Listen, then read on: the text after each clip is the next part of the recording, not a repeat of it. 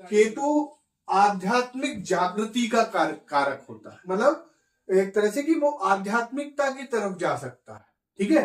Then वैराग्य, वैराग्य का कारक भी होता है केतु, यानी उसको सांसारिक जीवन में मन नहीं लगेगा, वो एकांत में आइसोलेशन में जाना चाहेगा, और कहीं ना कहीं आध्यात्मिक जागृति होने के कारण वो इस जो सांसारिक जीवन है उसको व्यर्थ मानने लगेगा और कहीं ना कहीं मोक्ष की तरफ जाने लगेगा, क्योंकि केतु जो है वो मोक्ष का कारक भी होता है। देन अंतर्ज्ञान, इंट्यूशन पावर का भी कारक होता है जो केतु है।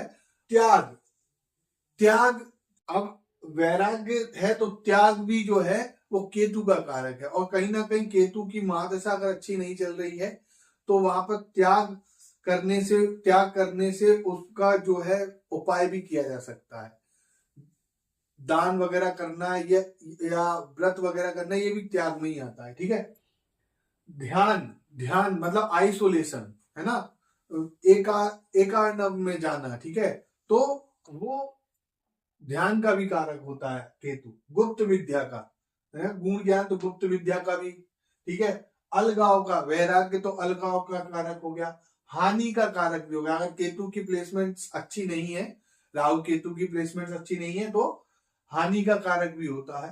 अप्रत्याशित बदलाव, तो वो जो राहु में बताया था कि वो अप्रत्याशित लाभ का कारक होता है।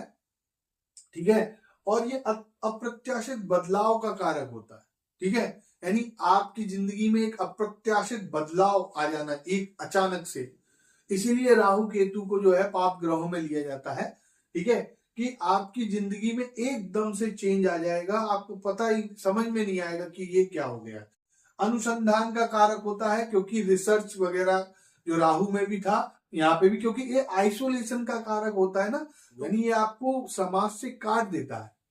ठीक है। आपका समाज में रहने का मन नहीं करता, आपको दोस्तों के बीच रहने का मन नहीं करता, परिवार के लोगों के बीच में रहने का मन नहीं करता, अकेला रहना पसंद होने लगता है उस टाइम पे।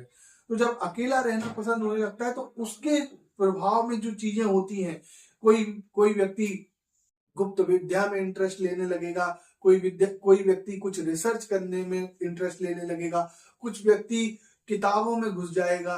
तो उस तरीके का जो प्रभाव आते हैं वो केतु की वजह से आते हैं। ठीक है।